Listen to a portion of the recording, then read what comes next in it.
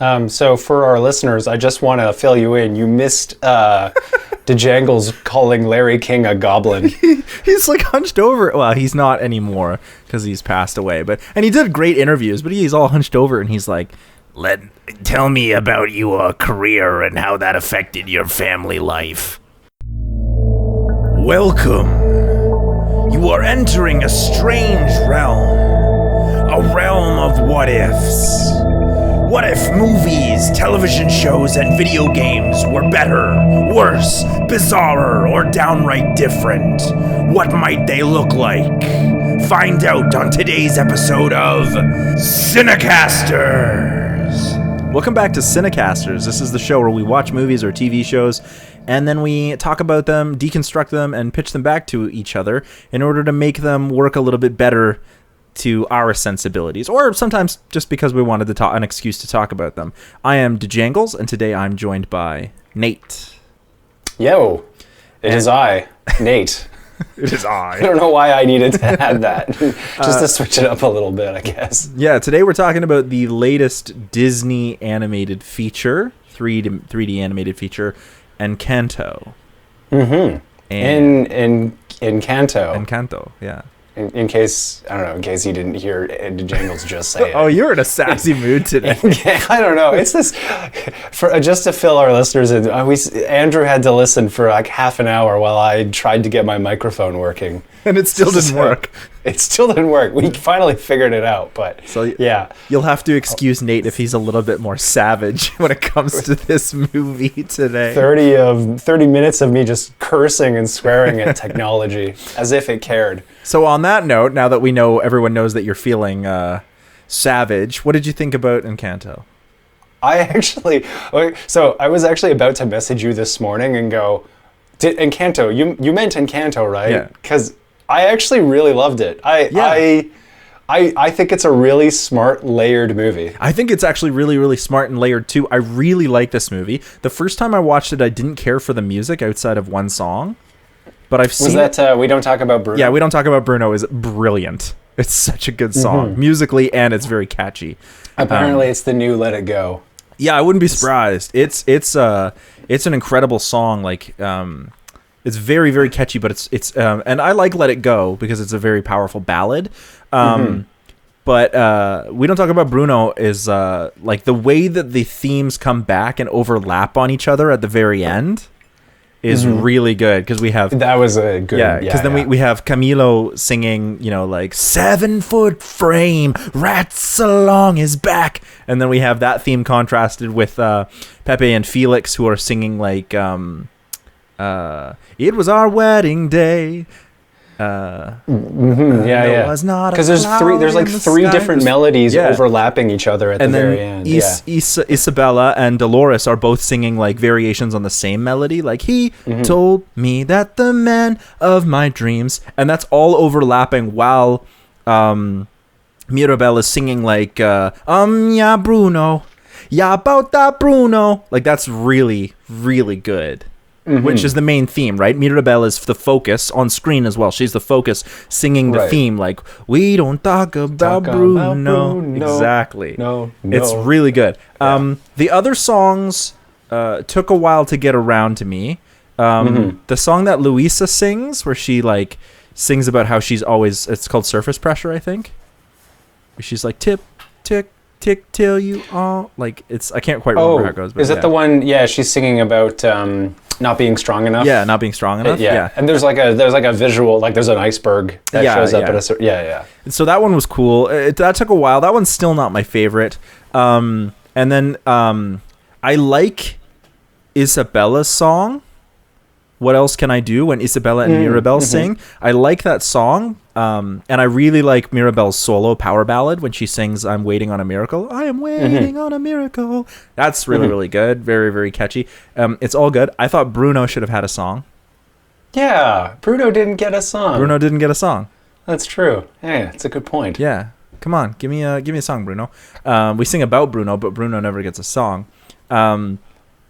But the more I watch it, the more the songs I did come around on them. Like, they're really, really fun. There are some other background songs that are sung by like famous Colombian and South American artists that are fun. Like they're really, really good. You can hear them like during the party scene. It's great. And I'm for that. I'm for that kind of celebration.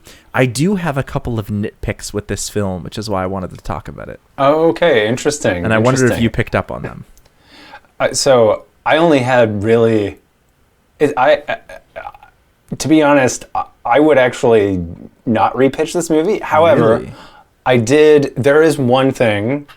My pitch will be very short. Like it'll be the shortest pitch I've ever done. But there is one thing that I would change, and I have a reason. And I've tried to sort of explain why I would change it. But I'll save that for when I get to the pitch. But there was really only one thing that I felt like if I was to imagine, like to write it, there would be one thing I would do differently. But other than that, I loved the kind of metaphor of like the family power dynamics, specifically this idea of like family secrets.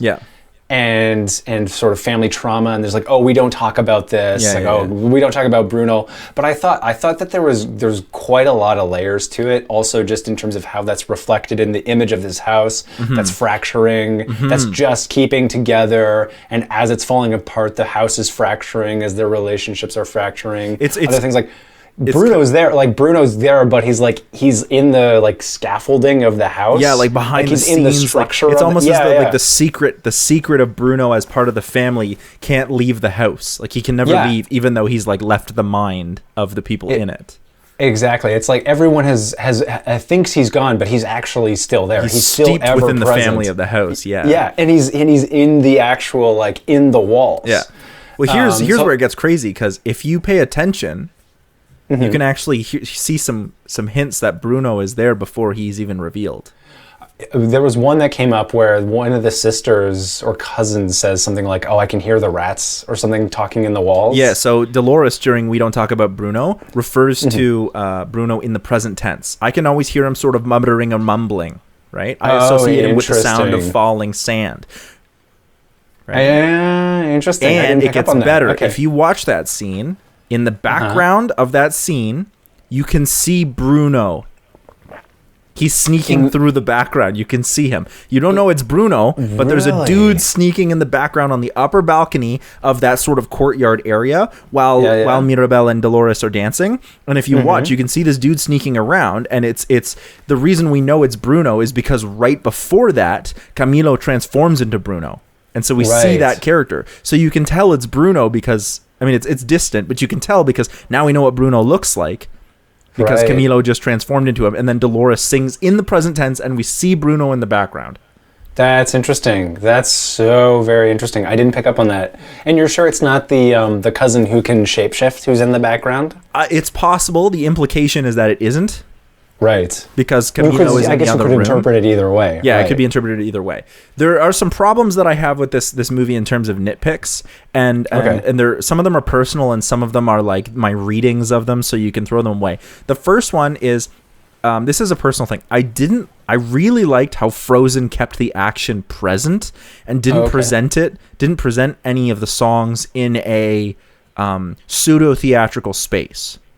So during this song, particularly during We Don't Talk About Bruno and Luisa's Surface Pressure, we constantly cut away to this kind of like negative theatrical space where stuff can happen that is being described in the visuals, or sorry, that's visually happening in the song, but is happening around us. And the characters move into this space that is like not real. It's not happening on screen, and yet it's being presented to us. Do you know what I'm talking about? It's sort of abstract. It's sort of like in Lion King, the one song, I Just Can't Wait to Be King, and it goes into kind of that more surreal space. Yeah. And Frozen didn't do that, and neither did Moana.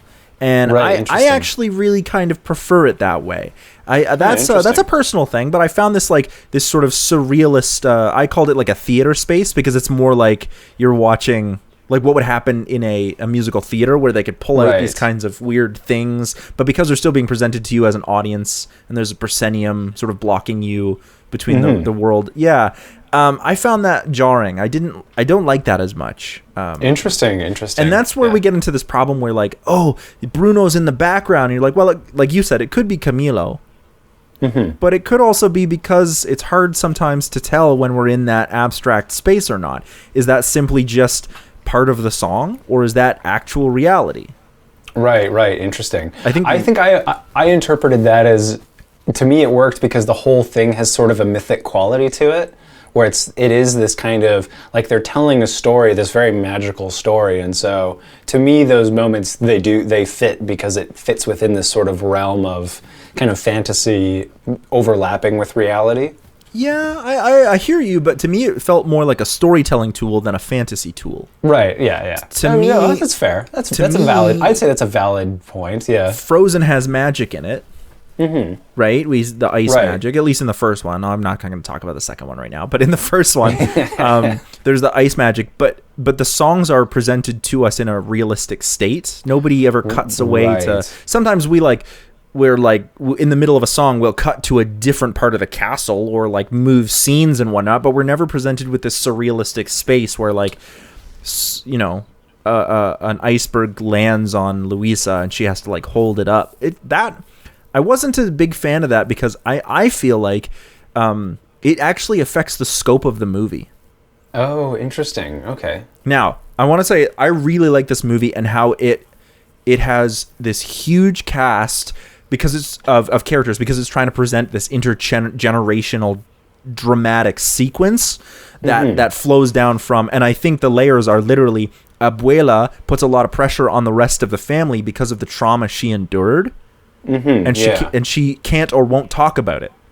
Yeah, and I think a lot of families go through that, right? It's in a nutshell. That's the movie. Exactly. Yeah. She's trying to keep this control. We need to be strong. We need to keep the magic alive, and that pressure actually stops the rest of the family from being what they want to be and causes the fractures, proverbial and real, right? Yeah. In the house, both the house real and the house metaphorical, the family tree, if you will.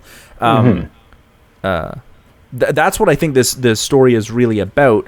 But I feel like because there is the magic that's happening, that I think that the scope of the family already has enough magic in it that when you do this cutaway thing, this surrealistic space that we're talking about for the purposes of storytelling in the song, I feel like that actually detracts from the intergeneration, like the focus on the family.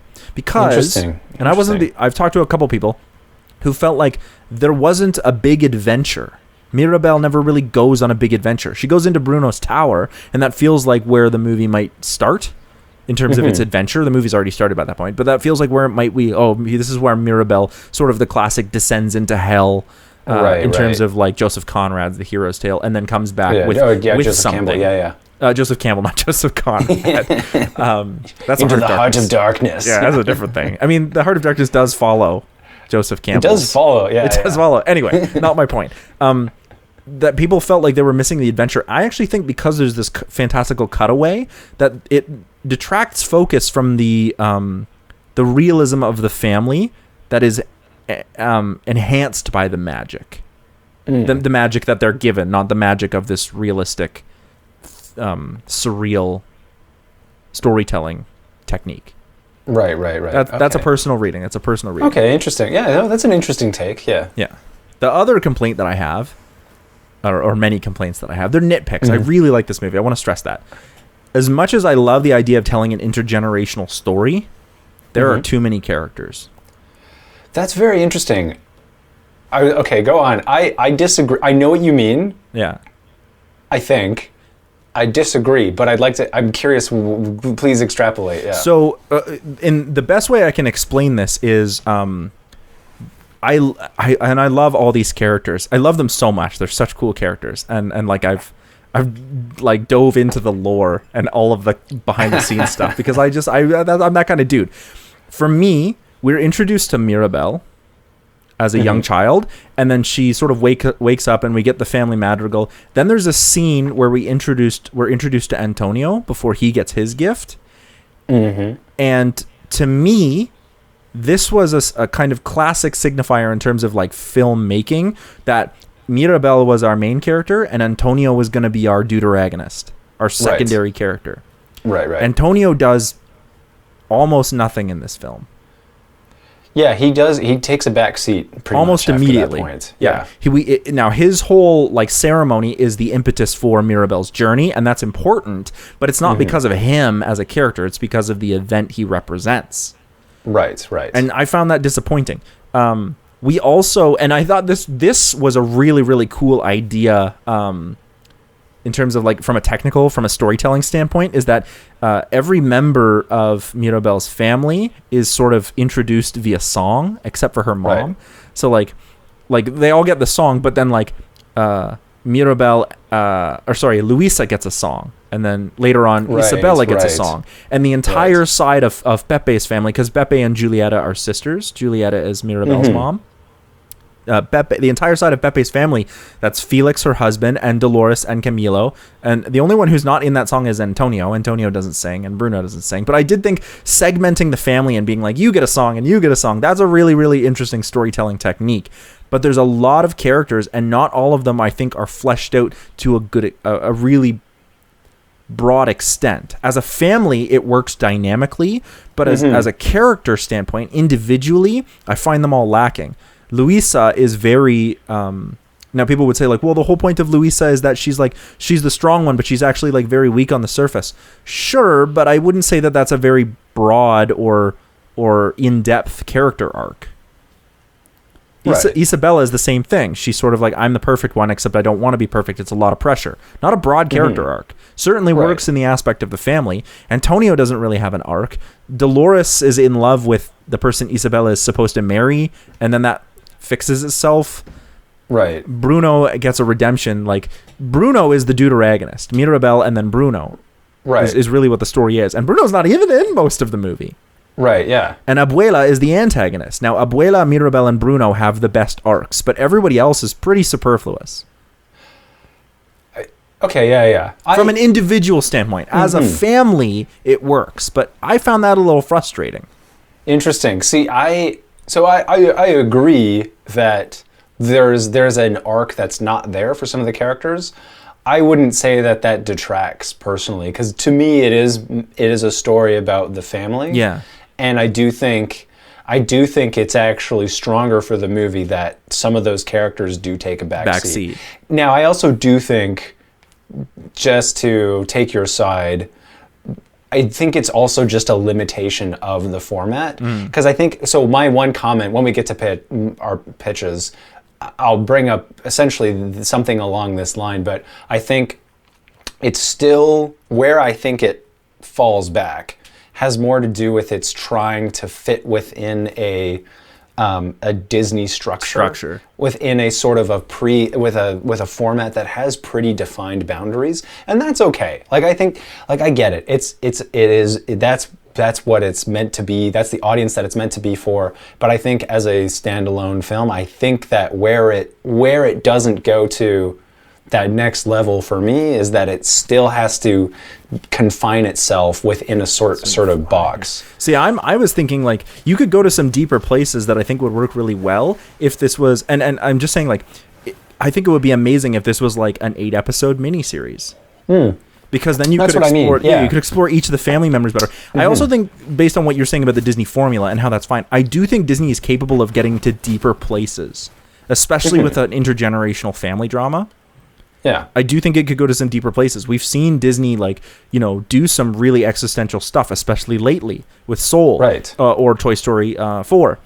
We've seen them tackle like really heavy issues of like death and loss. You know what I mean? Like the first 5 minutes of Frozen or Up. Holy shit, Up. Right. Yeah. Right. Just like we can see them deal with loss in these, and so I do think like there's the ability to go deeper into this, and I feel like because there are so many characters, if we focus on Mirabel as our main character, but have her move through the family over the course of 8 episodes, slowly as things are unraveling, you build intrigue, but you also get a chance to like build your subplots, right? Does Dolores, like, everything comes back to Abuela in this movie, but families are far more complicated.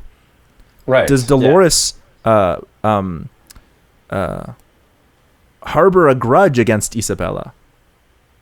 Do you know what I mean? Right. Like, yeah. Well, because that's exactly, like, and that's where I say, like, as a limitation of the format, because there are so many other things that are implied that don't really get explored, and I think it's like, okay, you got to fit like what you can in a 2-hour movie, and that's sort of what they decided was the most important. I think it all fits, like I think it all belongs, and I think it all supports the thesis. Yes, quite of nicely. course. There's just these little nitpicks. I think it's really commendable how Disney was like, we're going to do something where we don't have a traditional primary villain. The primary antagonist, not villain, antagonist is Abuela. Yeah, and she's not even really an antagonist. She's still part of our family, and our family is the main character. More so than any individual, right? And that's one thing I liked about it too, yeah. It's a difficult format to try and be like, how are we going to present conflict in a way that doesn't put people on either sides of the conflict? That's probably more realistic, but it is harder to do. Because it's very, very easy story structurally to be like good guy, bad guy. Or if you don't want to do good guy, bad guy, then you go like different opposing ideals, right? I think we should do things this way. I think we should do things this way. One of us is doing it, like maybe we're both doing it the right way, but one of us is the main character and one of us has to be the antagonist, right? In order to show those opposing views. In this, that's not the case. Everyone's a good guy. We're cheering for everyone. We have to come to understand, and that is far more realistic in terms of how conflicts actually work, but it is far harder to pull off in a movie format, and I commend this movie for trying. I think it succeeds. I think it does succeed. I just have some nitpicks. Yeah, that's fair. And I've gone over that's totally fair. Yeah. I have 2 other nitpicks now. These are like extreme nitpicks. Okay. And by extreme, I mean like you could look at me and be like, Andrew, you've gone way off the deep end because it doesn't make sense anymore. Okay. The first is that I do think that there could be a primary antagonist that isn't Abuela. Oh, interesting. In one of 2 ways. Okay. Dolores. Because Dolores can hear things from far off. Right. And at the end of the movie, she even says she knew Bruno was in the house the whole time. Right. That means that Dolores was either purposefully ignoring the fact that Bruno was there in order to keep his secret or whatever. That's fine, but that also doesn't help with the cracks in the house because the cracks in the house, I assume, are built off the relationship. As long as Bruno is not welcome, there will continue to be cracks in the house. Or, so she either is like keeping his secret for him, or she is deliberately not telling anyone she's there, or she's lying by omission. Right. And I don't think that Dolores is as a character is trying to be problematic that way. I literally think this is a plot hole that wasn't thought through all the way. Yeah, I that's a fair point. I sort of interpreted it as it was easier for her to just not say anything. Which is realistic, but I actually think that would have been better if it was addressed. Dolores knew. Oh, right. I see. Because then you could go like, well, Dolores, why didn't you say anything? And she just goes, well, it wasn't my place. Because that's how families work. Right. Because that could have been a musical opportunity there. Right there, right? Yeah. But then, why didn't you say anything? You knew this was going on. You knew about Bruno. And then you get into the we're not supposed to talk about this because it would make it worse. Yeah, exactly. So that's actually a very interesting. No, I think that's an interesting point. Antonio is the same way because Antonio talks to the rats. Now his gift is new, so he shows up and is like, the rats told me everything, and that's a funny comedic opportunity for Antonio. And of course he's like, I don't know why we don't talk about Bruno because he was not born when Bruno was left, right? So that's another opportunity to talk about that kind of intergenerational family business. We don't talk about Bruno, but Antonio doesn't know why. He wasn't there. Mirabel was there. She was very young, but she was there. Right. And she also feels somewhat responsible for it, too. It was her fault, potentially her fault, why Bruno left. Yeah, exactly. Well, the Antonio thing is interesting because then you get into the whole question, then there's another layer, too, of when someone from another generation finds out something that's being kept a secret and knows about it and doesn't know what to do with it. Yeah. And is wants to talk to someone about it, but is not supposed to talk about it. This secret that you can't talk about. And I absolutely think that's right. And you can take that 2 ways. Does Antonio internalize his family's trauma or secret, or does he blatantly ignore it because he's like, this is stupid and bullshit? Because I think Mirabel is on one side, but it would be interesting to see Dolores or Antonio take the opposite. Right. Right. Oh, Mirabel is like, why very are like you left for Right. no reason? But Mirabel and Bruno are also both outcasts. Bruno's gift isn't seen as useful, or he doesn't see it as useful. Mirabel doesn't have a gift, and therefore her gifts are less magical, right? Right. She still has gifts, but and we'll get back to that. That's sort of implied. Yeah. Yeah, and then then Dolores and Antonio are both like, well, like this is the way. This is sort of, they're much more status quo because they have the gifts. They're Right. You know, and you could see it that way. Which brings me to my next tidbit, Okay. which is Mirabel gets shafted at the end of this movie. I think go on. So the implication is that Mirabel's gifts were not magical, but she brought everyone together, and that was because of her gifts, right? Right. I agree with that. I think that's important. However, I think the message of the movie is that you don't need to be special the way everyone is in order to be special, meaning that everyone has a gift that they can offer, meaning that Mirabel's gift was to bring people together.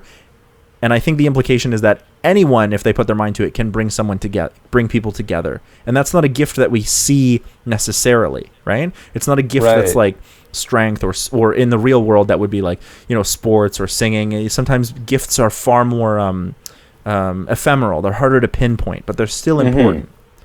But because everyone can do it, I think Mirabel actually gets shafted. And I think this is because of something that's a logical false equivalence. Okay. And it has to do with the fact that there's magic in this universe. Because I think the implication is that Mirabel's gift to bring people together is equivalent to Luisa's strength or Isabella's ability to make things grow. And I think that's a false equivalence. Huh. And the reason I think it's a false equivalence, is because every one of them had the ability to do what Mirabel did. And they didn't. Right. Mirabel did it. Right? But every one of them had the ability, that ability to do those same things, but they also have the magic. Right. That's an interesting point.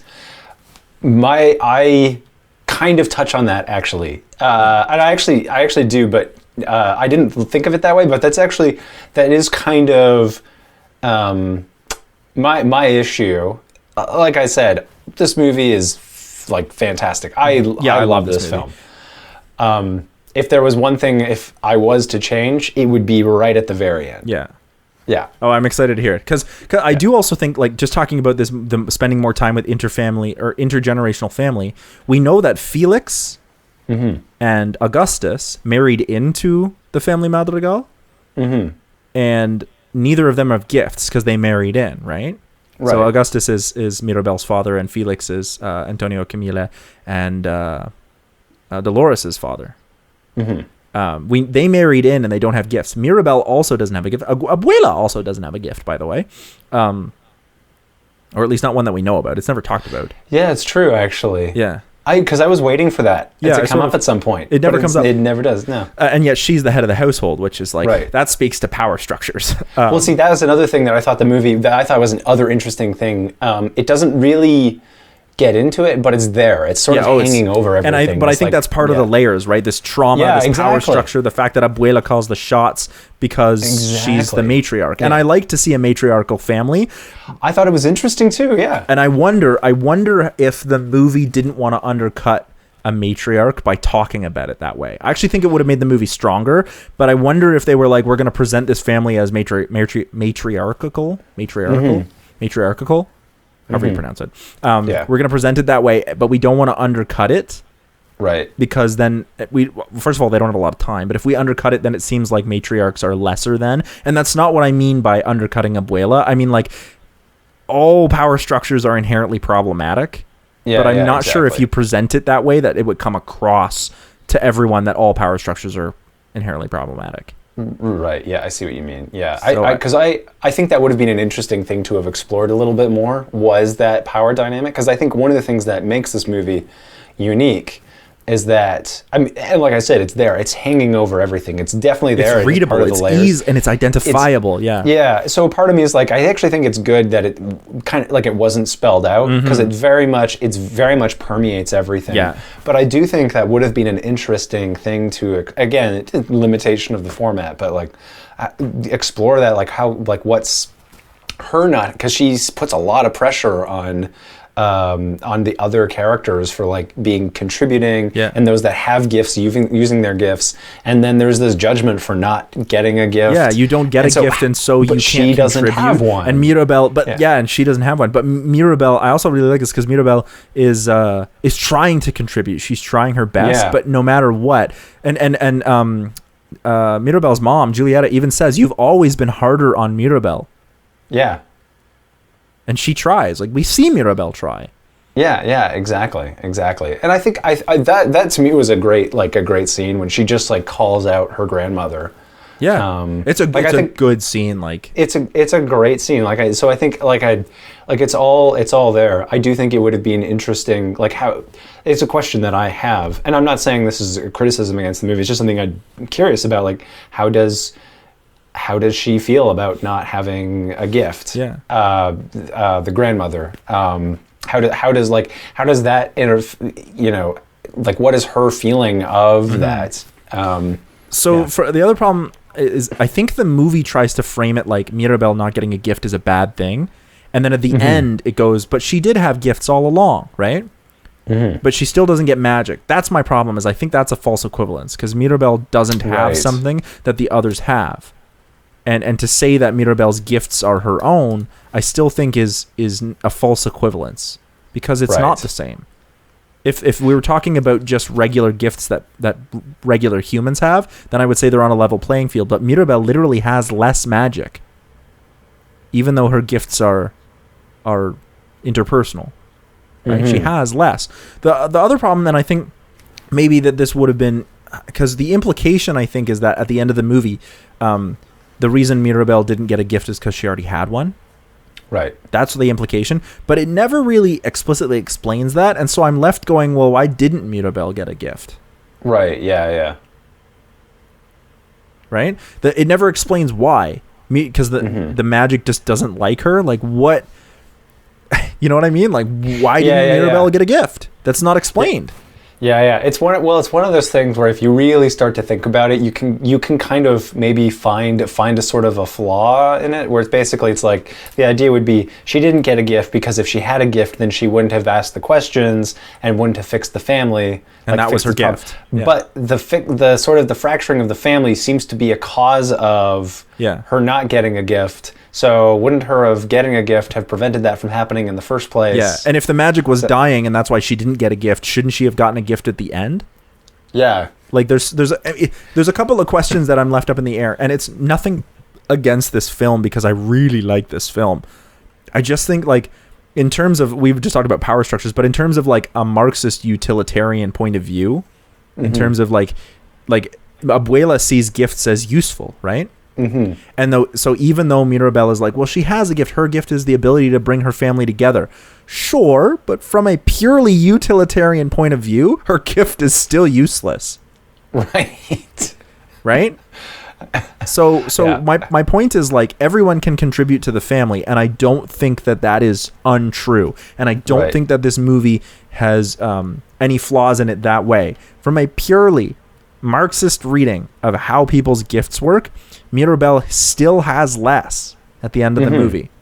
Because I still think, like, the implication is that everyone has special gifts and we can all bring people together, which means Mirabel doesn't have any gift. Yeah. Well, so that was essentially, I'm just still getting over the fact that we started with a Disney movie and now we're going to Marxist utilitarianism. I just think that's great. But it's these extreme readings that lead us to, like, really thinking about film. I do think that if they'd given Mirabel a gift, it would have undercut the entire point of the story. So I get it. I get it. Yeah, exactly. Like, that was kind of where I guess the sort of the ideas inherent in it started to fall apart. Was right at the very end. But it's, again, I think it's just a limitation of the format. I want an 8 episode. Yeah, 8 hours. I want an 8 hour, version of this. Where, can you imagine, like 5 episodes in, right? Everyone keeps saying, like, we don't talk about Bruno. Every time Bruno comes up for 5 hours, you keep hearing about Bruno and no one's talking about it.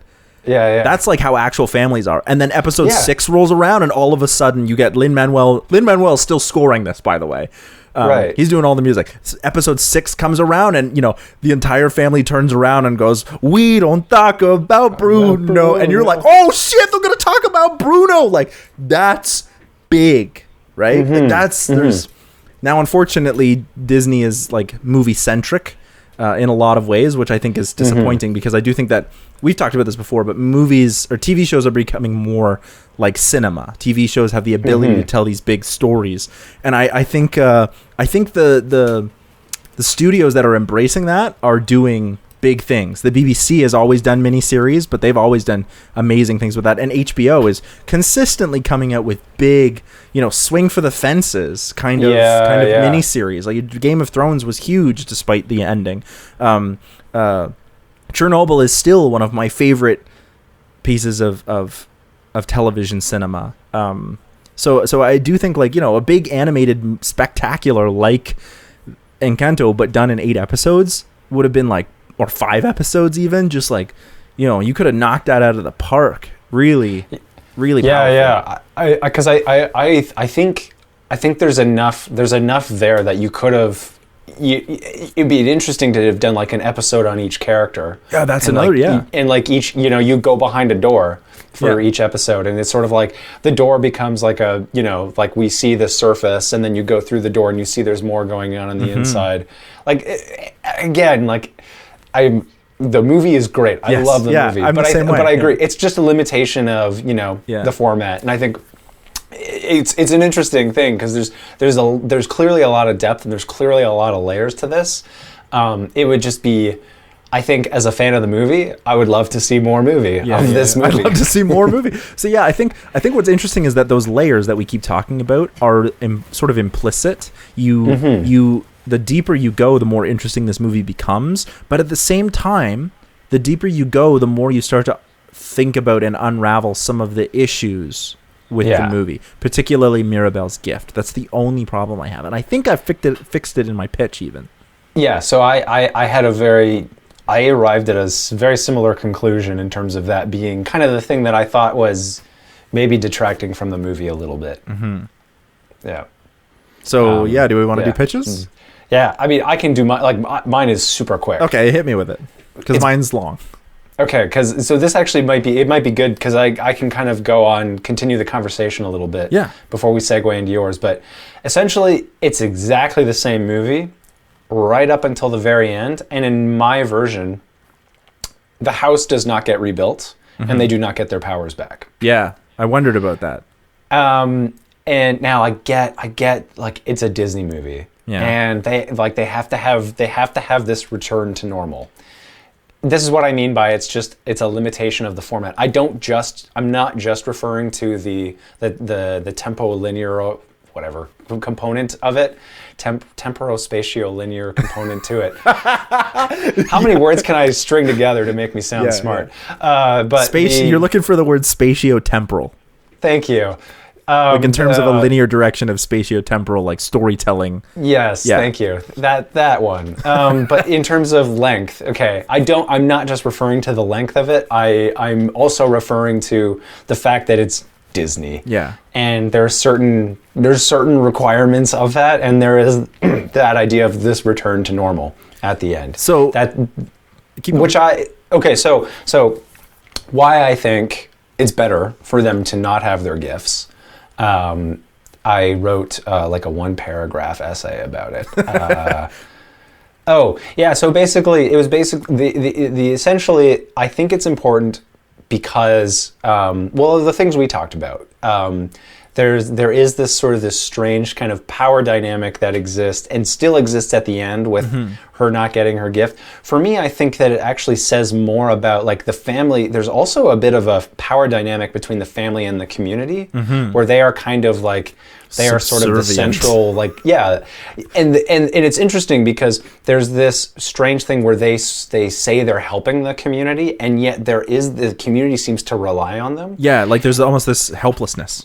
Exactly. And so I thought it'd just be great at the end if you flip that around and it's like they've lost their powers, they've lost their home. They've realized, okay, like they reconcile, but now they're like, okay, well now we don't have a home and we don't have our powers. Like what can we do? And the community comes around them and then and helps them. And actually helps them. If Mirabelle is the one who sort of leads that, like helps the family because she's always, that's really interesting. Very powerful. So, and I just think that would be a much stronger endpoint where it's like, because then have because there to me was another kind of layer that's not really addressed in the movie, and that's that there's this kind of, there's this dependency that's built into the way this community is structured, where the family that has the powers essentially are basically the benefactors to everybody else. Yeah. But that this actually puts them in a position of privilege and power over everybody else. Yeah. Oh, and interesting. I think the thing is they don't, I kind of thought that's actually where it was going to go at the end, was like, okay, well, hang on a minute. Like, okay, yeah, sure. It's good that we go and we take all the donkeys and we put them back in the pen and we, put everyone's house like that's tilted on the side, tilted back up, right? But everyone now relies and depends on this family, which means that this family actually has like total control and total power.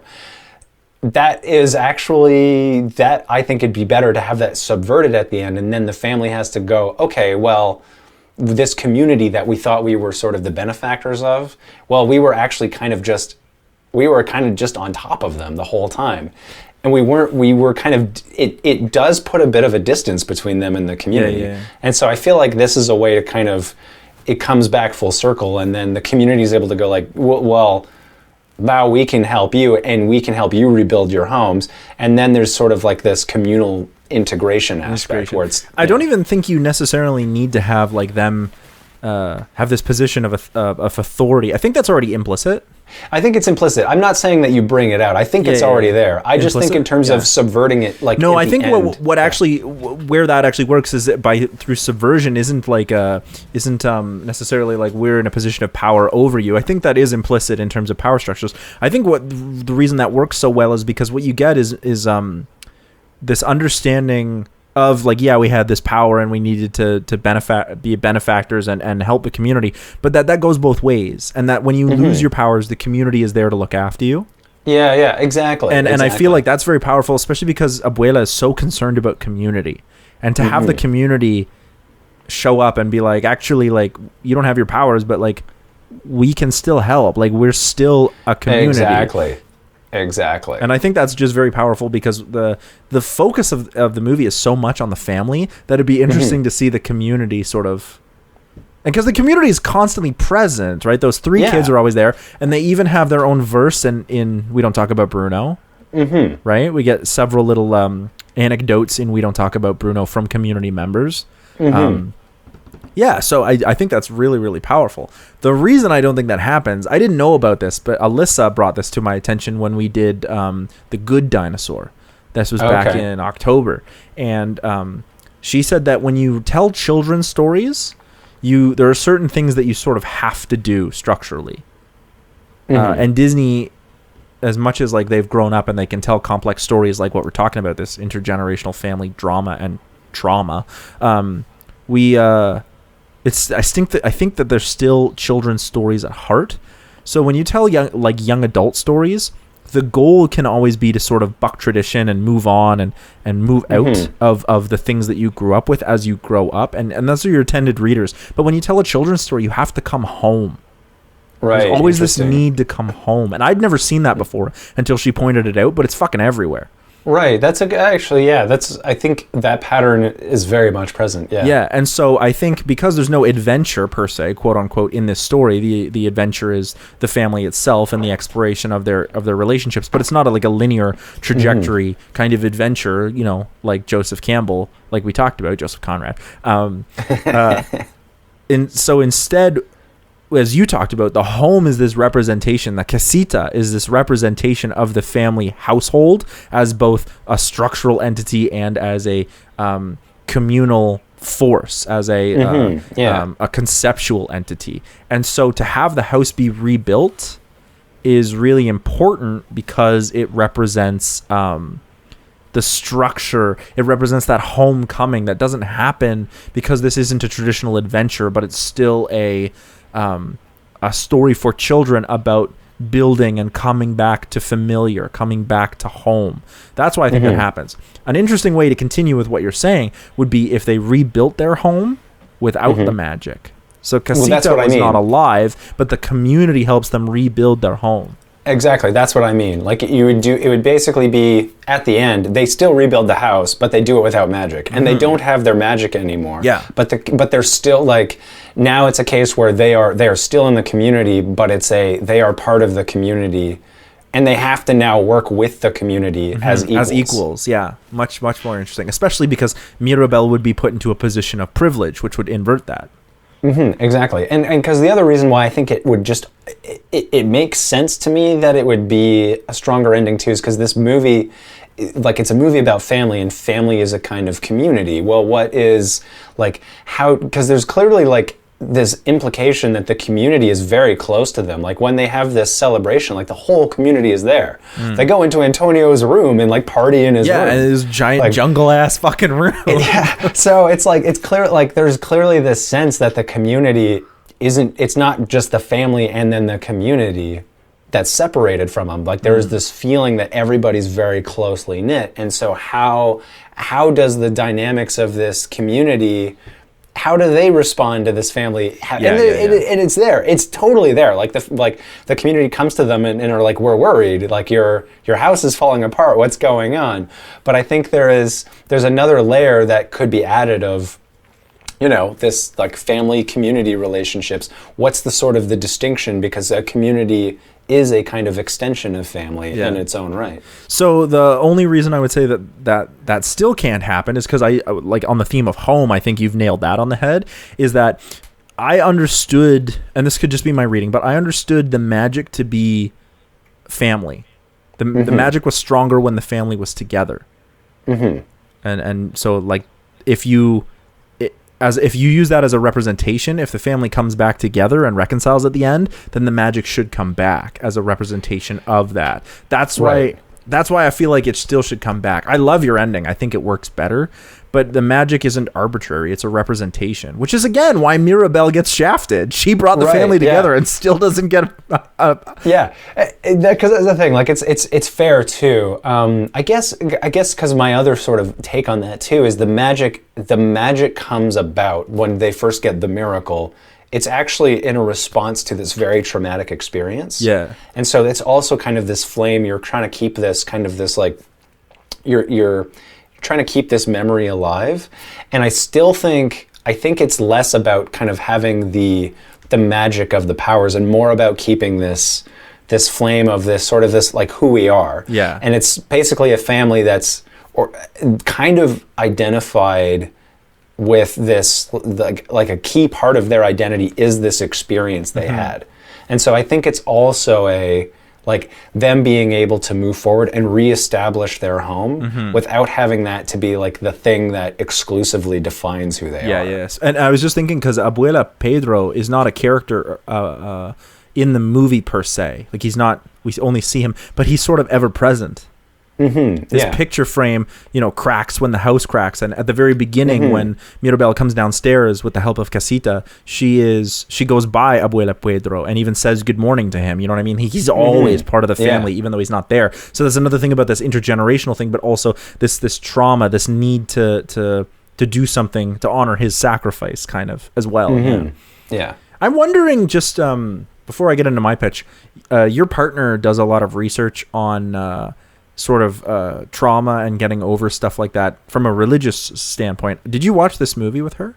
No, I didn't actually. Because I would have really liked actually her insight. Yeah. I don't know if I was supposed to wait for her to watch this. I went ahead and watched it anyway.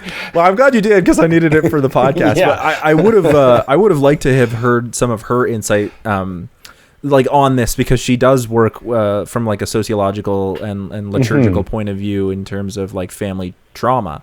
Oh yeah, no doubt she would. I feel the same way. I think she would have had some very interesting things to have said about it. I'm sad that you didn't, because oftentimes I know when you watch movies with her, you actually talk about those kinds of things with her. So I'm kind of sad you didn't watch it with her. I know. This would have been a great movie for that because we have some very interesting conversations, and it's. I think this would have been no exception to that. Yeah. All right, I'm going to get into my pitch. Okay. So I want to be clear. A lot of my movie, if I'm skipping over things in my pitch, it's because they're happening exactly the same way. Because I like this movie. I'll repeat that. Mm-hmm. I like this movie. I just wanted to see if I could fix a few of the flaws. So in mine, the movie starts out the same way, with Abuela explaining the magic of the Encanto and how she was given a gift when she needed it most, and not just the house, but her own gift. So she can actually move land.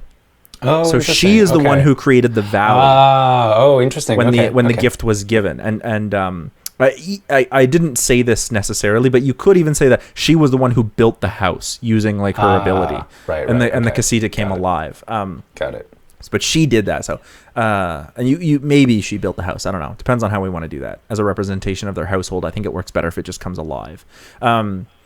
So we immediately move into the future where Mirabel gets up and is excited, and she sings I'm Part of the Family Madrigal. She's excited for her cousin to get her first gift. I removed Antonio and replaced Antonio with Dolores, but Dolores is now Antonio's age.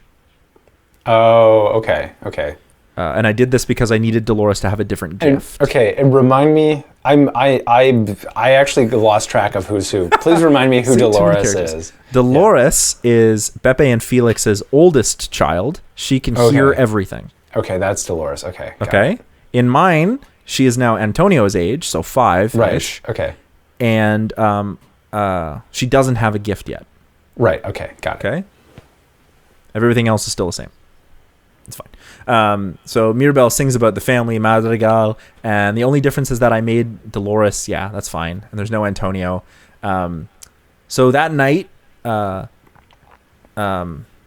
Dolores grabs the door handle and is given her gift where she can turn invisible. Oh, interesting. Okay. And everyone's like super happy. She's been given a gift, and Abuela is even really like happy that she has a gift because Mirabel didn't get one, and she was the next oldest. So like things are back to normal. Everything feels really, really good.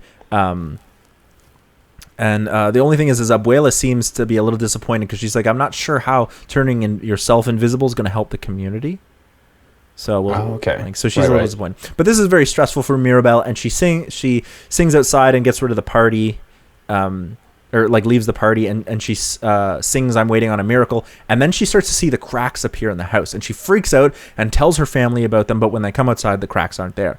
Mirabel deduces that there must be something wrong with the magic because the cracks appear in Casita, and they're all leading towards the candle, the same way in the movie. Right.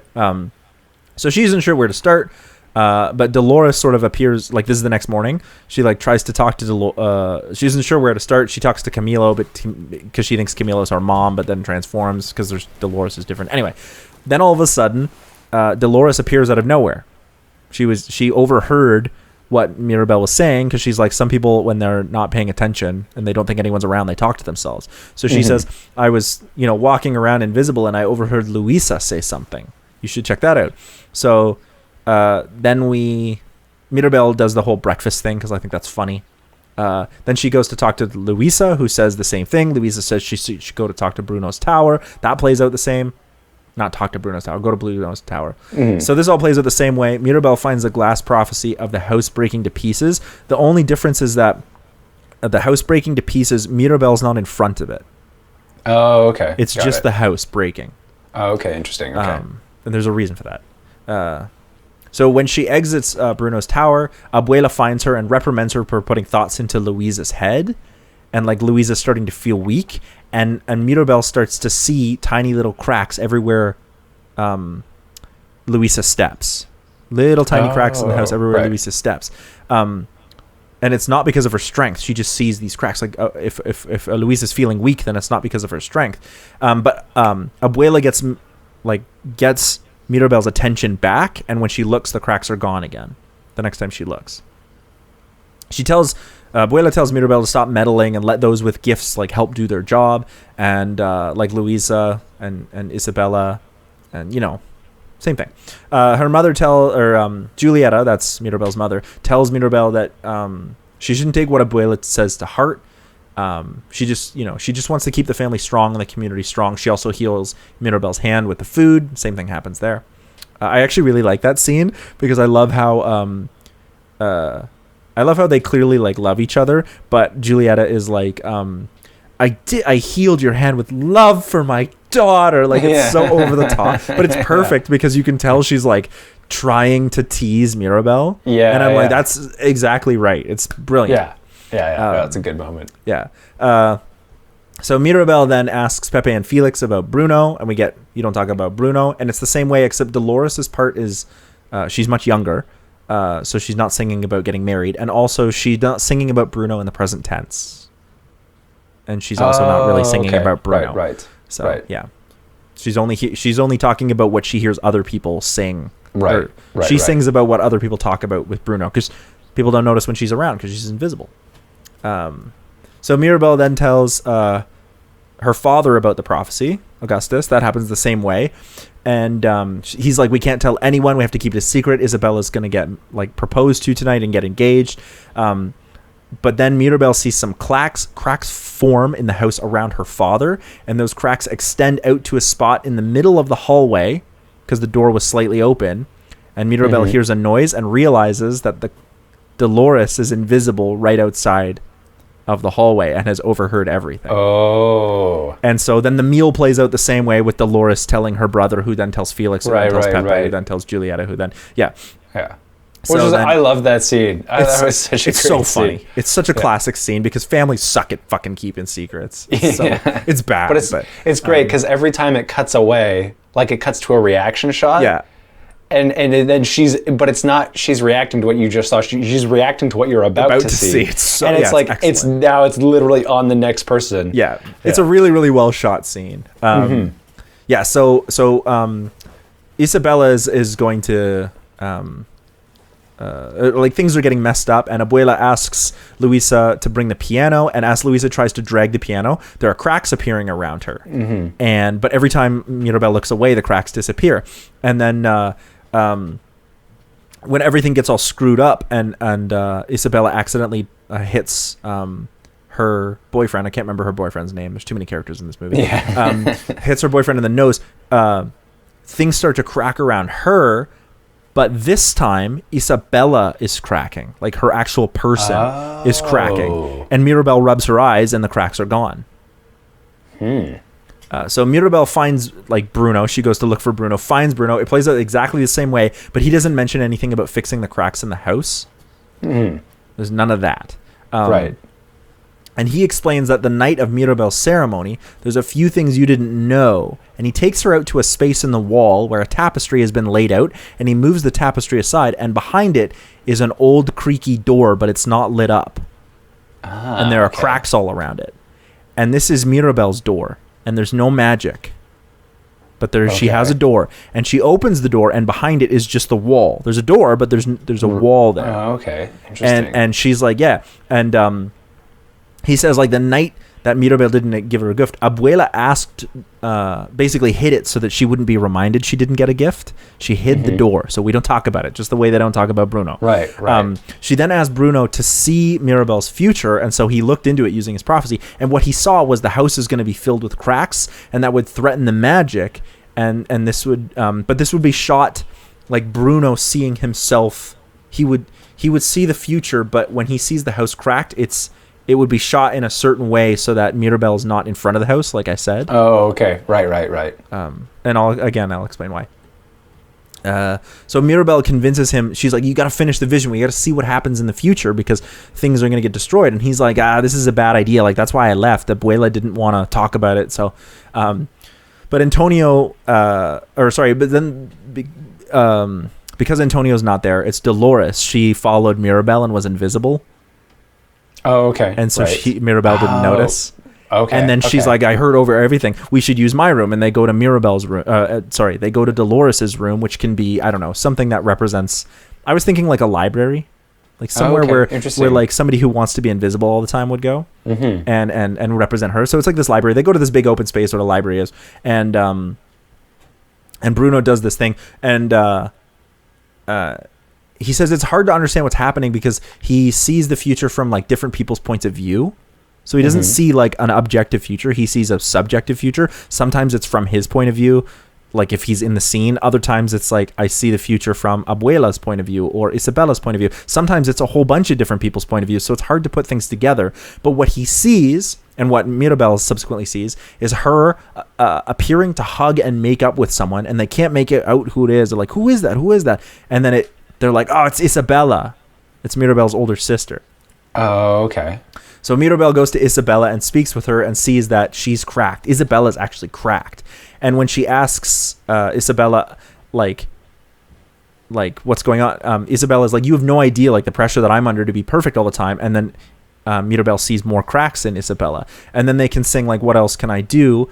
And Mirabel watches as the cracks go away as she sings, what else can I do? Okay. And she's like, oh, the prophecy worked. So like, but Abuela shows up and the cracks come back. Okay. And even though she's like, I hugged, like that should have made the prophecy work. I hugged Isabella. That was the way to fix it. That's what Bruno said. So Abuela shows up. She's livid with Mirabel for her influence on Isabella and Luisa. And so like, she's like, you're affecting the magic. And Mirabel's like, oh, I've had enough with this. And she's just tired. And just like we got in the movie, and she pushes back against Abuela, and she only sees the family for their gifts and what they can offer, but not for who they are. And Abuela says that she doesn't understand because you don't have a gift. Like, and then Mirabel sees cracks floating in space, like just floating in space. And she realizes that the cracks she's seeing that are floating in space are Dolores, who's invisible. Oh, okay. And Dolores appears, and she goes, "This is bullshit. Like Dolores is also has a gift, but her gift isn't useful. You don't see how it's useful, and so you neglect Dolores as well." And like, and the idea here is the reason Dolores is invisible is because she likes to like be on her own and do her own thing, and she's often overlooked. You know what I mean? So I'm trying to keep with the theme that people are like what their gift is. So that's why Dolores is invisible. I thought that was clever. That's a nice, it's a good idea. So then, and she's like, but even like Bruno had a gift, Dolores has a gift, but you didn't see them as useful. Like you couldn't tell what Bruno's gift was doing for you. And so like, it wasn't useful, and therefore you push them away. Like you only treat like this sort of pragmatic utilitarian point of view. I wouldn't phrase it like that, but, so Abuela is furious, and the whole house is filled with cracks, and we see what Bruno saw, and the entire house is filled with cracks and starts to like split apart. But and this is all from Mirabel's point of view, and the house disappears. So the family goes searching for Mirabel, and it's Dolores who finds her, not Abuela. And Dolores is like, she's like, how did you know I'd be here? And Dolores is like, I'm good at finding places where people don't want to be found. That's what I do. That's right. And that's why I found you. And so the two of them are sort of kind of glad that the magic is gone, because even though Dolores is like, I had a gift, what Mirabel discovers, because everyone saw the house disappear, and when they talk about it, everyone saw the house disappear. What had happened is that they weren't seeing the cracks, because it turns out Mirabel did have a gift. Her gift was to see the cracks in terms of relationships between people. Okay, right. So she did actually have a gift the whole time. She just didn't know it was her gift because she was the only one who was seeing them, and only when she was focusing. Right. That's why they kept disappearing. Okay, right. So her gift was to see how people are relating to each other. Right. Okay.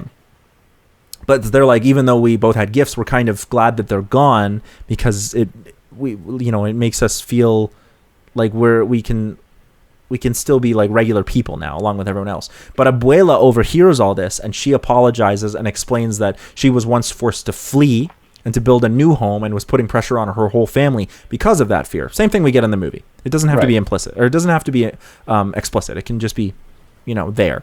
So Mirabel's gift was the most important, it turns out, because she could have shown that despite appearances, that everything in the family was great. Like all families, they had their problems, but we had the added benefit of having Mirabel who could see them and deal with them and make the magic stronger. But nobody saw Mirabel's gift, not even Mirabel. And she, like, we should have been listening to you, even if you didn't have a gift. Right.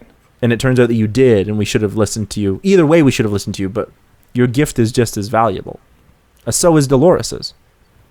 So the two of them hug and make up, and it's just then that Bruno appears, and he's going to try and be like, Abuela, it's not Mirabel's fault. I told her about the prophecy. I'm the one who's blame. And Mirabel and Bruno make up. But what Bruno saw is he was seeing when he thought was Mirabel and Isabella hugging was actually Mirabel and Abuela hugging, because Abuela looked like Isabella when she was younger. Oh, okay. Interesting. And then the magic comes back and the casita is restored and Mirabel gets her own room and she has her gift. And even though it's not the same as other people's and Dolores is not the same as other people's, they can still be celebrated for who they are. But the only difference is literally that I wanted to spend a little more time, or I needed Dolores to not have the gift of hearing, because otherwise Bruno being there was kind of weird. Right, yeah. And so I was like, I think there should be a deuteragonist. So I made the movie focus a little bit more on Dolores as being invisible. Right. Like she constantly comes back, but I also wanted the camera to like overlook her, even the way that she's like presented to the audience, and just give Mirabel a gift, but not have it change the movie. Mm-hmm. Yeah. So there's one question I have, and I'm not sure if I missed this. Mirabel does have a gift. Yes. But why doesn't she get a door? She had earlier? A door.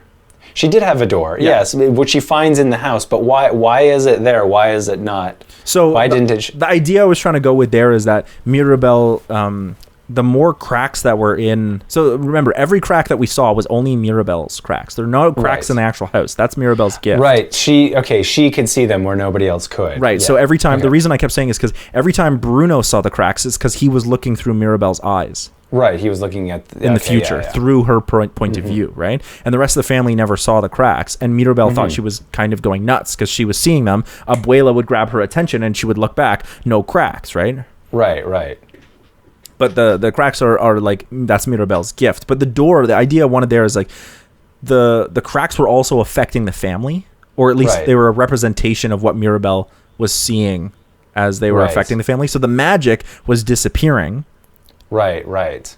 As the magic disappears, there's like, we see the doors stop glowing, right? We see that in the movie. So in this version, it was like, for Mirabel at that particular moment, I guess, I don't know, you could read it however you want to, but the idea was that the door appeared, but it wasn't powered. There wasn't enough magic. Right. I see. Yeah. Okay. Yeah. No, that makes sense. Maybe the idea is that maybe because the magic is going. Yeah. Abuela wanted Mirabel to have a gift for the wrong reasons. Right. That's a good way to put it. Like, Abuela wanted Mirabel to have a gift so she could use it for the community, not because it was what made Mirabel special.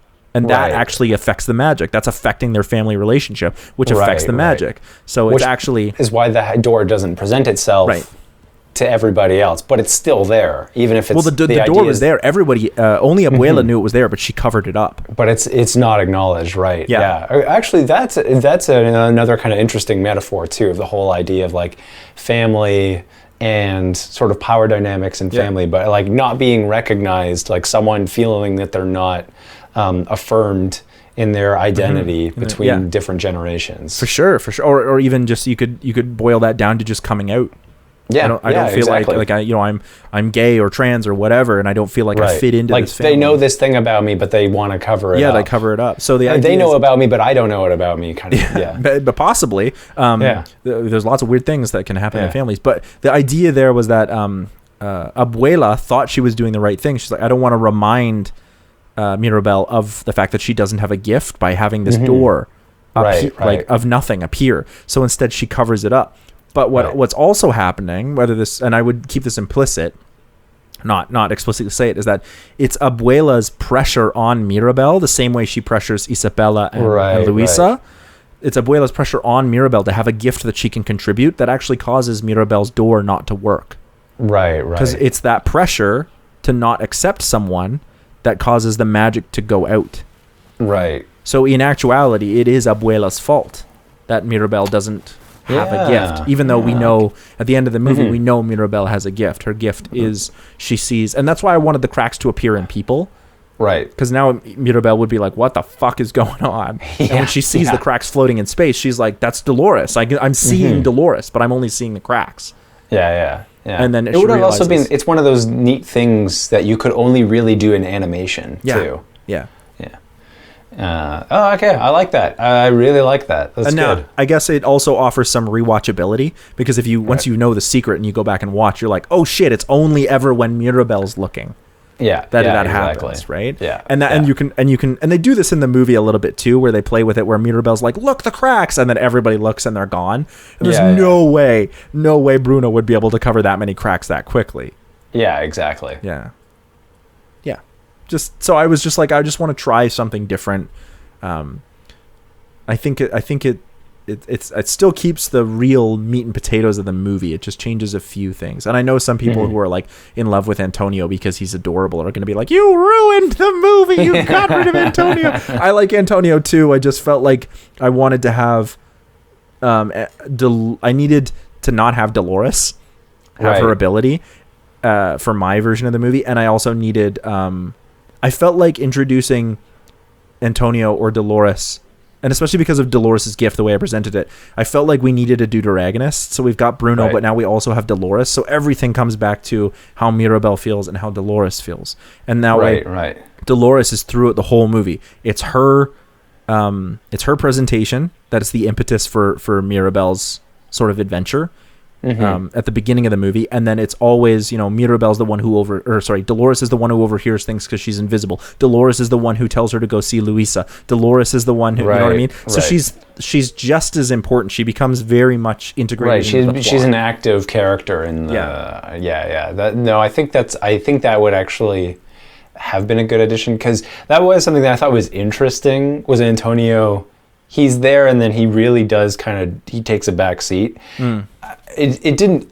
I mean, I think it still worked, but it is sort of an interesting choice. I do think it maybe could have been a bit stronger if there was a way, kind of like what you suggested, where you sort of replace him with another character who actually does interact with the. I don't even think you'd have to replace him. I think the plot would be different, but I just thought the intimacy shown between these two cousins, between Mirabelle, who's clearly our main character, and Antonio, sort of was like, there's a theme here. Something's going to happen between these two characters. And so in my version, I was like, well, let's replace that scene with Dolores. And so we see this intimacy between Dolores and Mirabelle. And then we move through this whole movie constantly coming back to Dolores. Yeah. No, I think that would have been, that works really nicely. Yeah, no, that was good. Yeah, I got nothing. I think we have exhausted. I'm sure there's more to talk about this movie.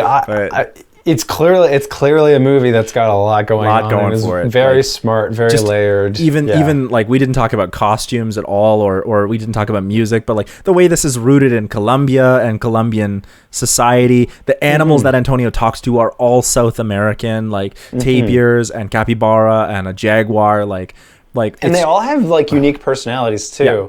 Like the capybaras seem to be very docile and not care about so things. Stubborn. Like they make this a sand circle and they have to go around the capybara. Little things like that, And I love the three little kids that keep coming back, and one of she's like, oh, just relax. It's physically impossible to relax right now. This is why coffee is for children, or not for children. I think there's funny moments in there. I want to say it again, but I think the costumes every character has a unique fashion sense, and it's very cool. And one gag that I loved was when they're in the house, and he grabs her hand, and then he falls, and then she grabs his hand. He goes, you're sweaty, and then a rat shows up and she lets him go. Bruno is my favorite character. He's so funny. I know. It's you're going to change this family, but not me. I'm going back inside the wall. You're afraid Abuela will find you, aren't you? Yeah. It's just I still think he should have gotten a song. I think it's a travesty that he didn't get a song. I know, it is kind of in terms of musical. He does sing at the end. I shouldn't say that. He does sing at the end. He sings sort of this reprise of "We Don't Talk About Bruno," where he's he sort of like apologizes for the prophecies he was seeing. Like he says, like, I knew it was your wedding day. I didn't want to see you stress. I wanted you to let it go. Let it rain, let it snow, or let it rain, let it snow, let it go. Let it go, yeah. Which is a fun little callback to Let It Go. Yeah. So, like, I get it, but I do feel like Bruno deserved, like, I don't know what kind of song it would be. Maybe another power ballad. Like we have Waiting on a Miracle. It might be nice to hear Bruno sing, like, a version of that. Yeah, like yeah, as exactly. He's waiting on the same kind of thing. Like, I think that his whole thing where he like set a place on a fake table for himself in the kitchen. That was a really heartbreaking. I know. Just like, oh my I thought god, that was a great moment. I know, guys. That definitely got me right in the feels. Yeah, as well. I was watching this movie and all of a sudden I was like, oh my god, he set a place for himself at a table. Yeah, like, and it's like right it's like fields. scribbled in chalk. Oh, it's so simple and so evocative. Such an effective scene. Yeah, no, like we were saying, there's so many great things. So many great layers to this movie. So despite the fact that I wanted to pitch this movie, I did like it. I love this movie. It's so great. Because I think there's so much going on, there was so much to like pull apart. And that's why I was like, I think I want to pitch this movie because I've got some neat ideas that don't fix it, if that's the way you want to think of it, but certainly call to attention some other aspects that I noticed in the movie. Yeah, well, that's why I was kind of worried I would show up today and I'd realize you said Enchanted and not Encanto, and that I watched the wrong movie. Enchanted is another movie we could easily do. Yeah, maybe in the future, but I watched it and I was like, man, this is great. Why does Andrew wanna do an episode? Because I'm a stickler and I want to talk about Marxist power structures and utilitarianism. Well, as soon as you said that, I went, yeah. When it comes to the Marxist theory in Disney. Yeah, awesome. Where can people find you? It's on my website, www.nathanieldraper.com, or on Letterboxd at DraperNate.